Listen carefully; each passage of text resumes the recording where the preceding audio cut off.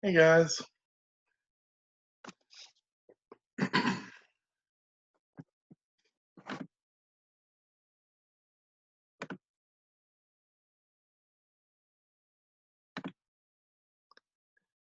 Give a few more minutes just in case I have more people. I usually do it. I don't know if you guys are in the ABA study group or the Rockin' study group. I usually just do a Facebook Live to catch people later, and that's why I record them.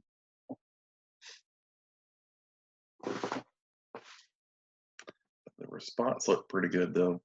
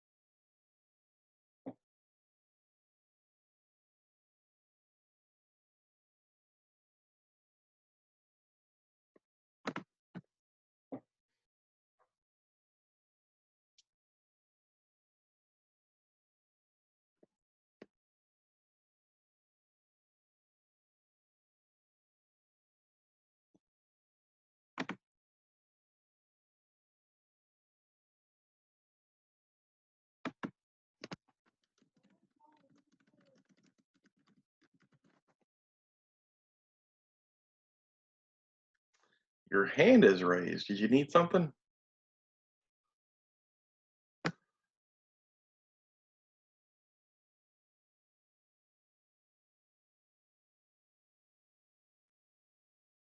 It's okay. This is the biggest crowd I've had outside of Facebook Live in like forever. I guess I get a little bit nervous. Usually it's me just talking to myself.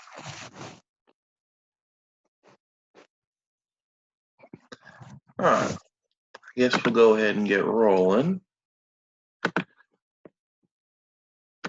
Usually everyone kind of watches this on Facebook Live.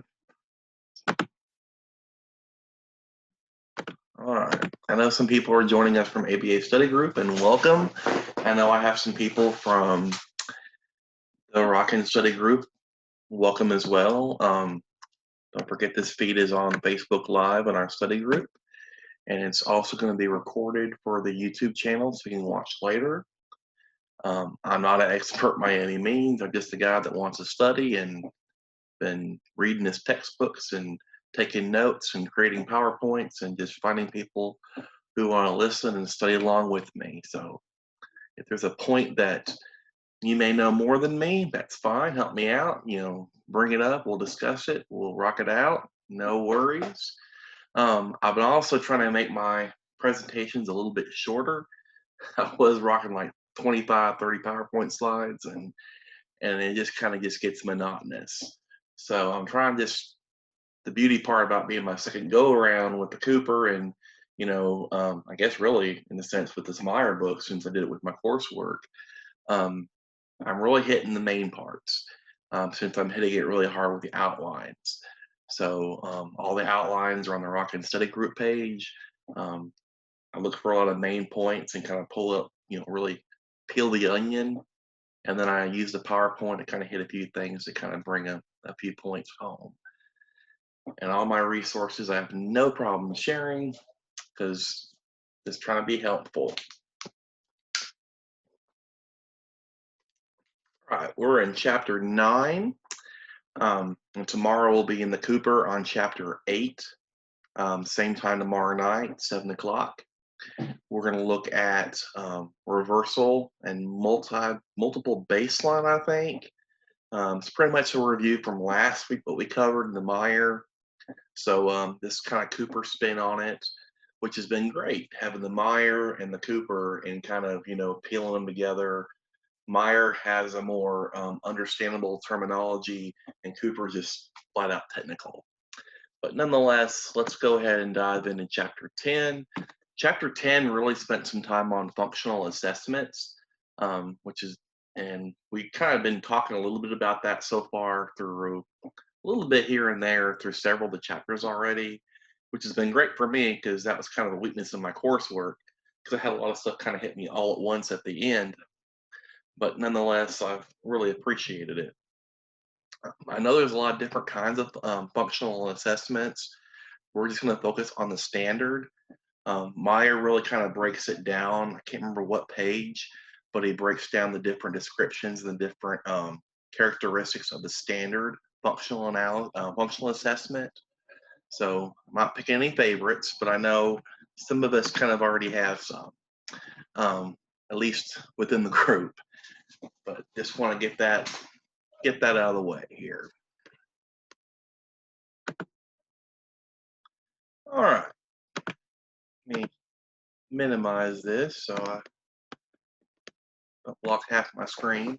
Um, Tonight we're going to kind of review or discuss, or if this is the first time for anybody, I hope not, but we're going to discuss functional behavioral assessment.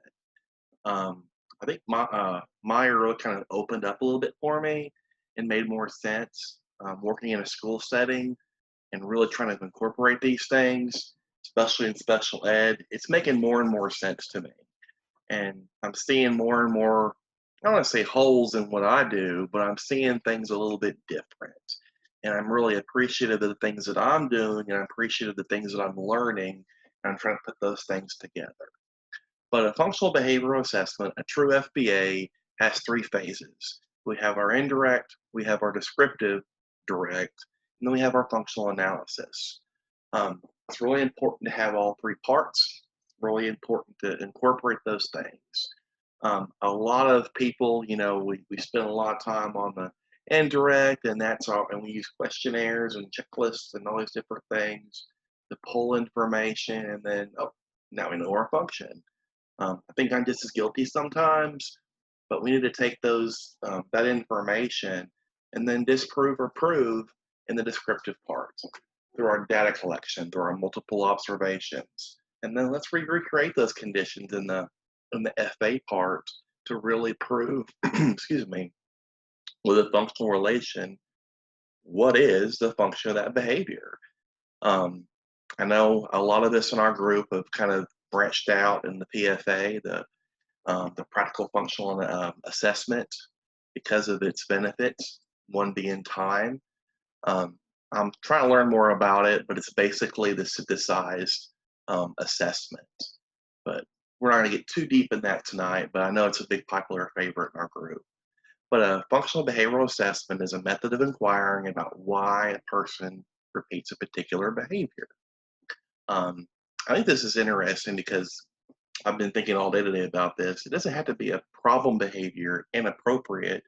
It can also be behaviors we need to work on, we need to improve on. That's why it's really important to do an FBA. With a lot of our clients, we want to do treatment plans with. Now, in the school setting, according to the IEP and special ed law and IDEA and all that stuff, you need to have an FBA done to determine if you need to do a behavioral intervention plan. Um, so it's really important on the problem behavior end to have this done as well. I know my department's like, I don't know about every kid, and there are a lot of my clients who don't need a full-blown assessment. But nonetheless, if you want to break down to the core of why behavior is done and why we do it, then we need to hit those three phases and complete an FBA.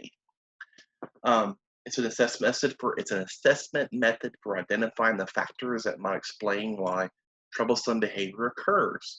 It's function, and we look at events that might be triggering or abating it. I always tell my parents when I have a conference and I have some baseline data on what's going on, and we're going to move forward because of the severity of the problem behaviors. I want to figure out why your child is doing this. And that's the purpose between the FBA. It tells me the purpose, it tells me the function. Why are we doing this? And once we know the why, then we can make some changes with the triggers to make it to decrease the occurrences.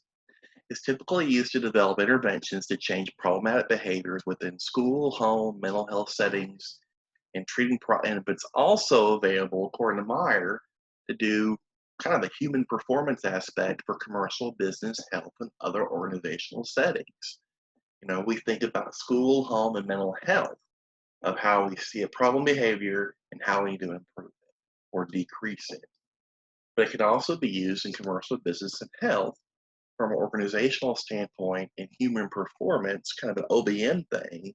What specific things need to be decreased or increased within that setting? It also describes a method of inquiring about why a person repeats particular behaviors, both adaptive and maladaptive. On the onset of doing this, you're going to do a records review. In special ed setting, you might want to look at their Violin scores, which is an adaptive test, and that'll give you a good idea of their adaptive and maladaptive scores. I know all of my clients, I pull those scores and I look at how they score their maladaptive skills, which are usually problematic behaviors. Where we score in adaptive and self-help. Are those behaviors triggering the problematic behaviors? If a child's used to yelling and screaming and hitting to obtain something, we need to teach a different way to get those needs addressed. It's looking at the full picture.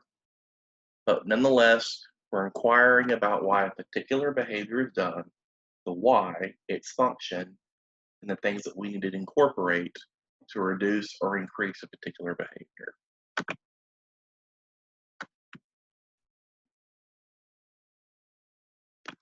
All right, continue on and kind of bounced around a little bit in the chapter a little bit and really kind of broke down the FBA for us.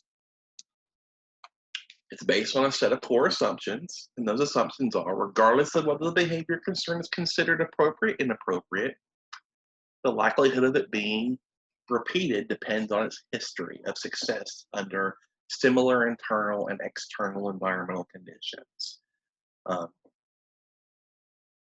I think appropriate and inappropriate are, kind of like good and bad. What is good? What is bad? What is appropriate? What is inappropriate?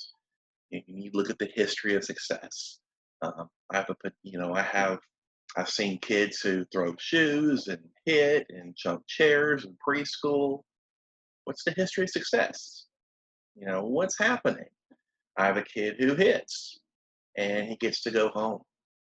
So he has a history of success of hitting somebody and going home. We're going to have an increase for a little bit, and we're not too excited about. But when he starts to realize it doesn't earn a success in going home, or changing the consequence, we're going to hopefully see a decrease. But nonetheless, we're looking at appropriate, inappropriate, and the history. What makes it so successful? What makes that particular behavior successful? When the behavior is socially unacceptable, it can be eliminated by isolating the function of the behavior and identifying one or more socially acceptable alternative ways for the person to obtain the same function. So let's look at more than one way to a more acceptable way has the same function to achieve what the unacceptable behavior was doing. In other words, that's a lot of mumbo jumbo right there. But in other words, we have a behavior, inappropriate, it's unacceptable, but it's working. Let's replace that behavior with something more acceptable that's appropriate. And it has the same function as the behavior before. Let's identify setting events, triggers, antecedent conditions permit us to design an intervention to address such problematic behaviors by eliminating those antecedents or consequences associated with them. We're going to add a treatment plan. We might change a few things. We might want to change some setting events. I know a big popular favorite is preferential seating and close proximity. Those blah combinations and modifications in special ed. But what else can we do? That's why I really spend a lot of time in antecedent-based strategies, especially my research paper for school, and I share it with my teachers. How can we change those antecedents? how can we change those consequences? We need to have some ideas that we can also pull from after we do our FBA and once we identify what we need to change. Meanwhile, we teach replacement behaviors designed to produce the same or superior consequences. I love the meanwhile part. I read a book called Happy Kids Don't Punch You in the Face, and there was a part on that where the guy mentioned that, in the meantime of an FBA, and I'm not sure, he mentioned a few tidbits, but nonetheless, this was one part I thought was cool. In the meantime, while we're formulating, while we're, doing our indirect and we're doing our descriptive, and then we're doing the FA part, is there any replacement behaviors that we can do in the meantime that replaces those behaviors? Is there any replacement behaviors we can do at the end of the road that produce the same desired effect? FBAs yield information about what specific conditions can be added to activate and support appropriate alternative or replacement behaviors, and they inform us about what reinforcers to withhold and when problematic behavior occurs. If we do our FBA correctly, we know what conditions it happens, we know when it happens, we know what reinforcers turn it on and turn the behavior off, and we know what to look for. And of course, that intervention that makes it work and brings it to home. The purpose of an FBA, Meyer stated some great ideas here, is to determine the problematic function the behavior serves the individual, but possibly also for preferred behavior. There's a lot of stuff happening there, but nonetheless, we're looking at the function of a behavior. Is it problematic? Is it not problematic? What's the function of that behavior? To develop a behavioral intervention plan composed of both preventative measures, preferably alternative strategies the client can be taught to use toward earning better results, maybe the same. That's our goal with the FBA. That's our goal with the FA. We want to create a treatment package. We want to create an intervention plan tailored to that specific client, and we want to make things better. We want better results. I know it says the same, but we want better results. We don't want to go in there and go, I think this would work. Well, when we do our assessments, now we know what's going to work. Now we know what works for him. The data shows that children in the school setting with problematic behaviors that have a behavioral intervention plan, have an FBA done, those behaviors decrease. So the results are there. So we're seeing some good things happening versus not. Emphasizes examining what the disturbing behavior gains the client. There's a reason why they're doing it. Every teacher says it happens for no reason at all. No reason why they're doing it. Well, there's a reason. And the FBA tells us why they're doing it. We encourage you also to explore the circumstances under which the same person behaves acceptably. Kind of do when I was in sports medicine in college, it was just to pay the bills and pay for my tuition and all that stuff. But we'd always compare the good leg to the injured leg, the good arm to the injured arm. We want a comparison, so let's bring that into here. Let's compare what we're doing versus a typical another person in the classroom. There's a reason behind what we're doing. We're always comparing anyways. Might as well put some good use to it. Approaches to conducting FBAs. You want to determine the reinforcement contingencies currently maintaining particular problematic behaviors or those usually failing to reinforce appropriate behaviors. We need to assess ABC. We need to assess antecedents, discriminant stimuli, setting events, other quote-unquote activators. We need to look at the behavior. And we need to look at consequences and reinforcing events or supports. When I do my baseline data for 2 weeks, and I'm doing some observations along the way, um, I do all that before I even start a functional analysis. Um, and then I go in and kind of prove or disprove that information. But when we look at behavior, we want to pinpoint that behavior. I'm going to use school, for example, because that's the setting that I'm in. But you can get a long list of behaviors, problem behaviors in a school setting. So you need to narrow it down. What particular, maybe two, are we looking for? That's maybe creating garbage behaviors, adjunctive behaviors along the way.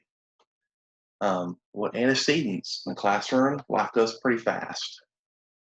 When you're observing, you can see when you're getting baseline data, those triggers a little bit easier than a teacher. And then, of course, consequences. They're going to think about a classroom setting. The teacher's going to be thinking, "Oh, it's punishment, discipline. That's our consequences." Well, actually, what happened right afterwards? I spent time in the classroom last week, several days, and that was a going thing.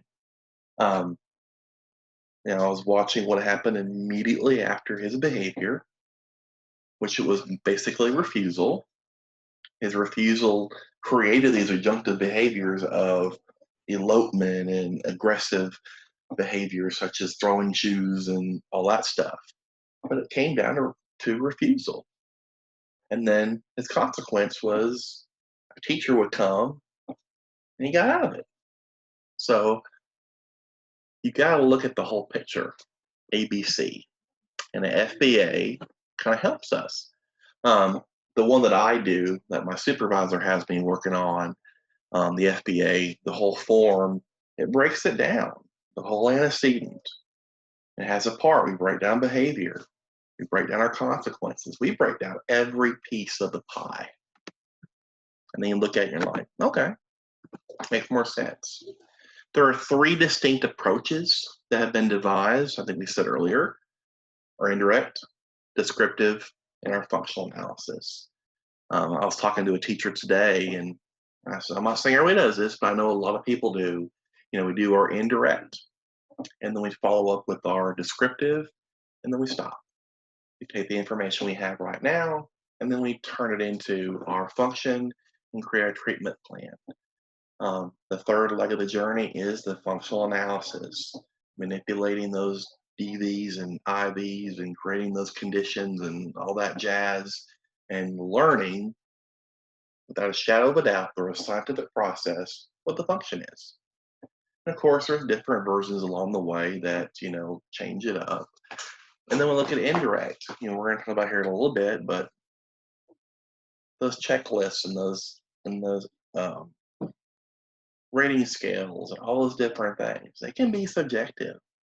I know the vital and adaptive score test for special ed can be very subjective. It's filled out by the teacher and the parent. If I get, of course, my supervisor promotes me giving those indirect assessments kind of like an open-ended deal to get some more questions and kind of peel and pull. But it's subjective. I'm getting the teacher's opinion, I'm getting the parent's opinion, and I'm going back with descriptive assessments, ABC, functional assessment observation form, which I'm learning more of. It's pretty much an ABC chart on steroids. It's great. But there's one more leg of the journey. And because of that time commitment with a true FBA, it can be frustrating. I think that's the true weakness, the true disadvantage to a standard FBA, which is making the PFA more and more popular because of the time component. We just don't have that time. But there are also advantages and disadvantages to indirect. Even descriptive has its disadvantages. When I step into a classroom and I do observations, I'm going to have some reactivity. I'm going to have some observer drift. I'm in the room. It's kind of hard to hide in a preschool room.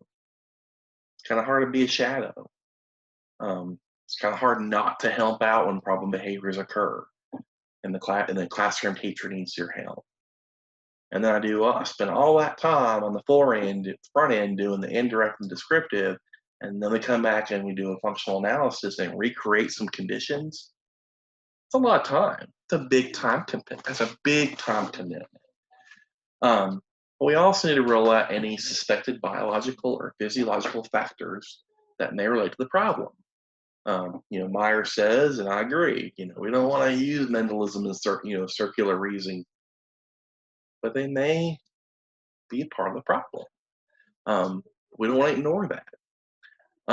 We need to address them during the assessment and the intervention. That's also part of your data analysis, existing data review. I know in special ed, I'm sure other clients, home or clinic, you want to do a medical review, a data review, file review, what's worked before, what hasn't worked before, are we receiving this, are we getting this? We want to do a big history part. All right, indirect assessment, I think I kind of mentioned a little bit before. It's often used as gathering background information about the content of interest. Not really behavioral in nature according to Meyer, but we're gathering information. We're gathering information about that conduct of interest. What's the problem behavior? How often does it occur? How do we stop it? How would you describe this? How would you describe that? A lot of people use the motivational assessment scale. We use the QABF, but then we use this and we use that, the SIM form. So many different indirect assessments. We also can use open-ended questions. You're asking questions to get more and more information.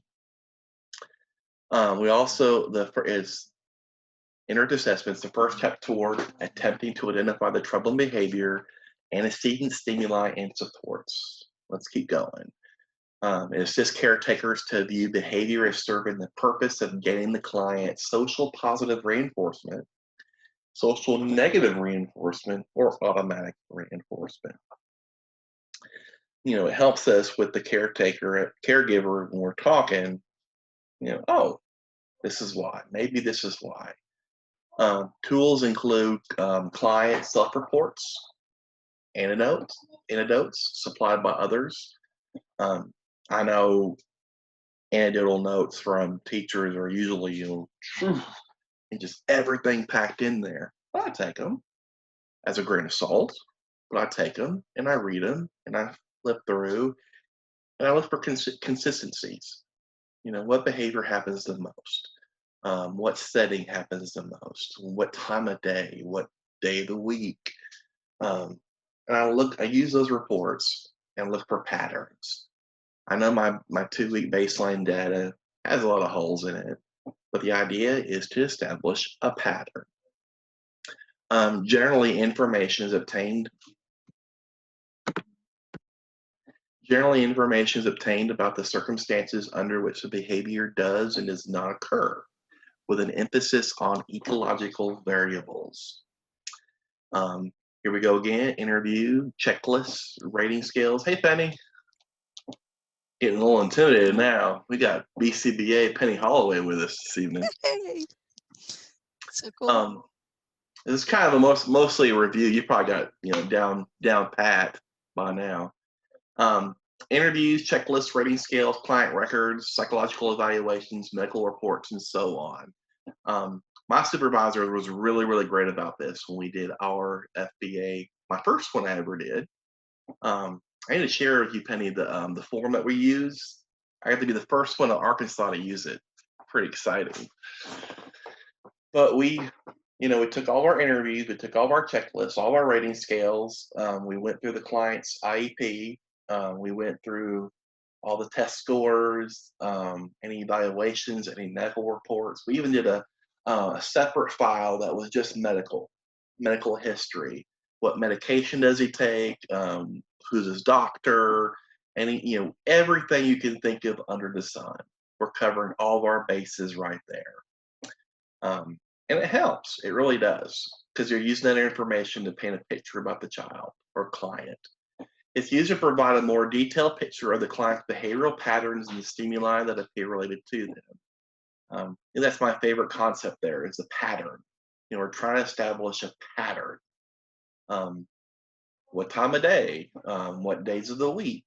Does it always happen with a certain teacher or a certain para? Does it happen after lunch? Does it happen in the morning? Does it happen during this? And then you go into your descriptive assessments and you kind of prove it right or wrong. And that's why you want to do more than, more than 3, as many as you can, different times, different whatevers, to really look at those pattern behavior. I don't have tons of, slides. I'm trying to minimize from 35 to 10. Once again, we have advantages, disadvantages. I think Penny had this question on the Rock and Study Group page for all of us to answer. I think the biggest disadvantage is, like I said in the question I answered for you, is the subjective part. If you rely on the rating scales and the questionnaires and those closed-ended questions, you're getting information, at least in my terms, what the teacher and the parent feel. And we want to know more about the whole picture and an objective view of what's going on as well.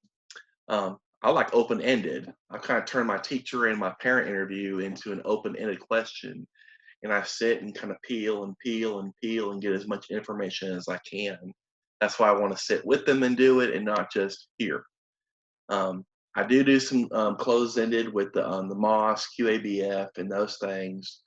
And I'm getting information from the teacher, but I also ask more questions while I'm there and try to peel a little bit as well. But nonetheless, it does give me some subjectiveness, which would be a disadvantage.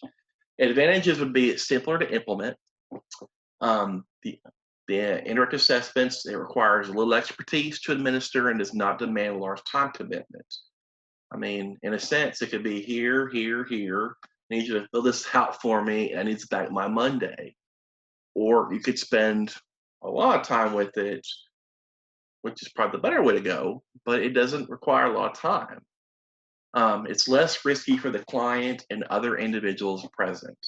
We're not creating any conditions, we're not doing anything, we're just getting information. So it's not really risky at this point. Yeah, I totally agree. The more information you get about those idiosyncrasies. It's useful for providing preliminary information about the circumstances maintain the behavior, along with some potential directions a behavioral intervention might take. We get all this information coming in. This may be a potential function. This may be a potential reason. These might be some antecedents. These might be some triggers. And it kind of gives us an idea of some potential directions. Back to our disadvantages, like I said earlier, information tends to be subjective and unreliable. Rating scales and questionnaires can go either direction. Open-ended really, yeah. And therefore, it's questionable as a sole source of input. I think I've really kind of been looking at that disadvantage, especially in my program. I'm speaking for myself here. We put a lot of stock in our indirect assessments as being the it.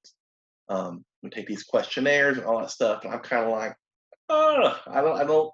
The more I read, the more I learn. I'm kind of like, oh, it's not the sole source of your potential function. It's not. In cases of non-serious behaviors, when data is gathered from indirect assessment, some practitioners develop an intervention based on the hypothesized function. I've seen that. We take the information from our indirect, we do some direct to kind of prove or disprove, and then we have a treatment plan. Kind of dangerous. We need that extra step, that extra FA to scientifically prove those conditions, those functions. Descriptive assessments. There's a whole bunch of them in the book. I'm not going to get too deep on those, but my personal favorite, because I use it every day, is the functional assessment observation form. Like I said earlier, it's like an ABC chart on steroids. It breaks down the behavior, and then it talks about the consequence. Then it talks about a predictor. What was the antecedent? What did you see happen before? On the back, what they get out of it? It kind of paints a good picture, but I'm working on personally only looking for the target behavior. Sometimes my kids don't perform. They perform so many different things. I'm just sitting there going, okay, doing this, doing this, doing this, doing this. And I need to look at aggressive behaviors or elopement or refusal or, that main behavior that I had, that the teacher had the biggest problem with. And I know refusal isn't a behavior. It's not objective and clear.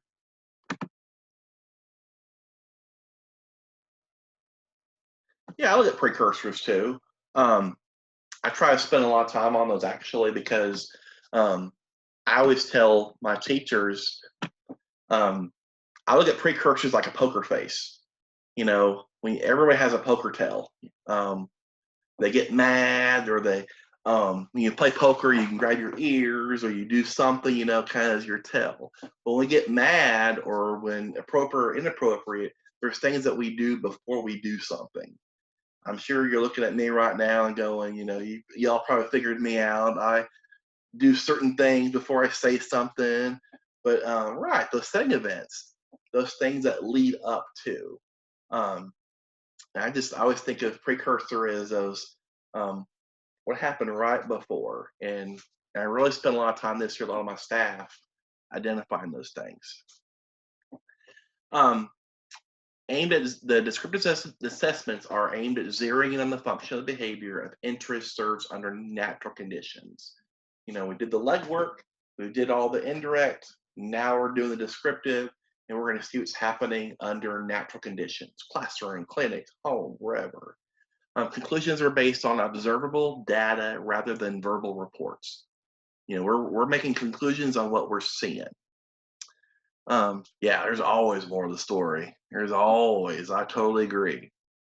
Observers directly monitor and record the MOs, antecedents, the consequences that correlate with the behavior. We're documenting what we see. And here comes the FA. After we do our indirect, after we do our direct, here comes the FA. Now we're going to manipulate. We're going to turn on and off the suspected maintaining variables that are maintain that behavior. Positive and negative reinforcers. The control for motivating operations, including setting events or establishing operations.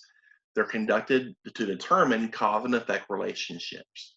We're now going to create these conditions and we're going to see if there's a relationship there. I keep going back to the PFA, Penny. I'm like, we don't have to create them all in the PFA. We just create the ones that we know from our indirect, from our open-ended.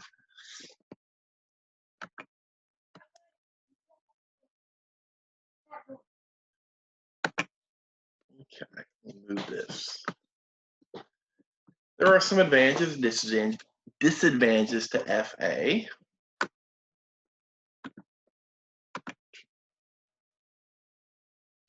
Yeah, I was looking at the standard FA and Meyer, and I don't know, maybe I'm just doing the comparison more and more, but I think my favorite part about the PFA versus the standard is time. After watching that video, and I need more training, more information, obviously, but it's the time part of it. The way he was talking about that timepiece, how we spend our time. It's on YouTube. I YouTubed PFA or something. We'll get it.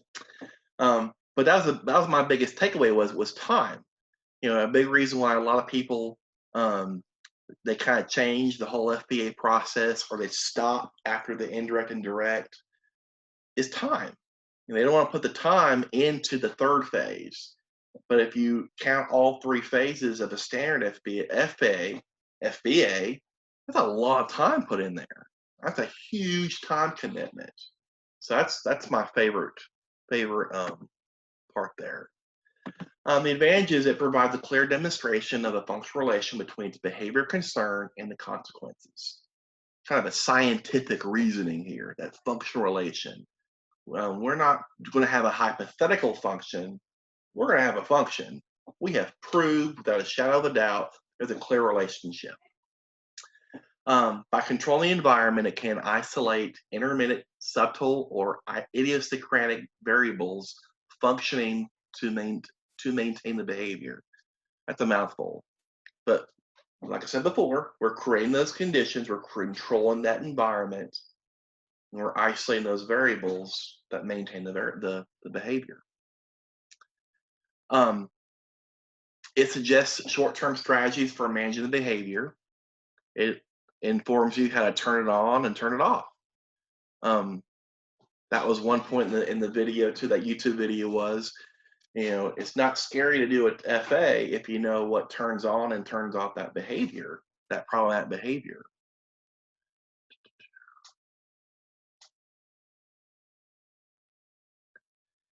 Yeah, I know there's a lot of people, I know in my neck of the woods, they don't do an FA.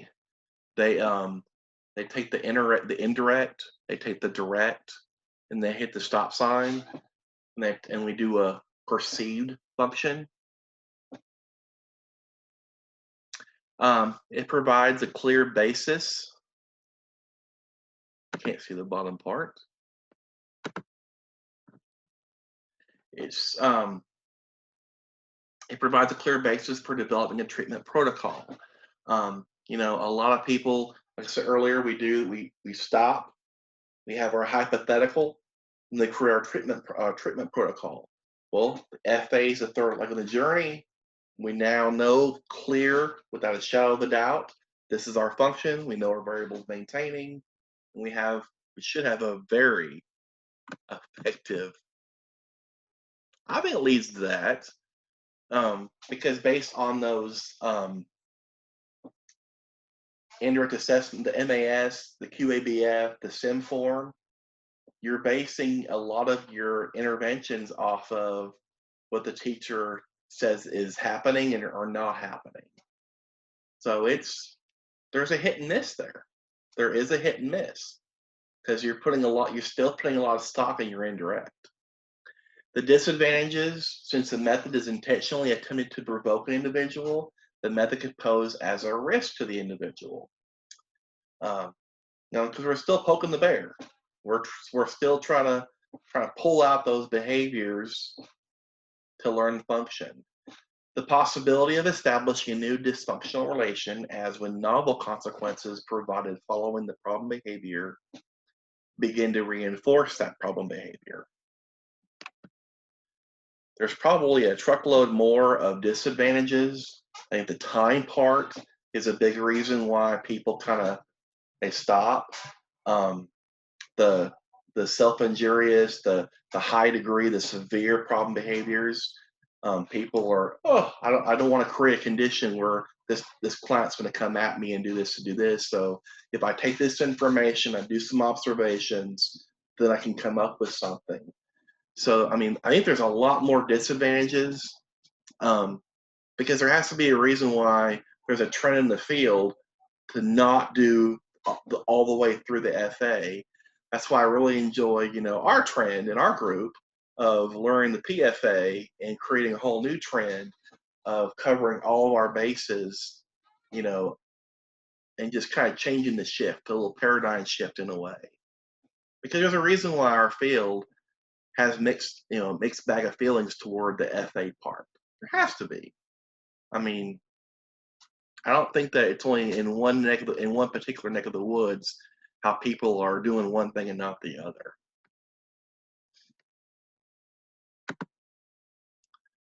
All right, from FBA to treatment development, I'm about done.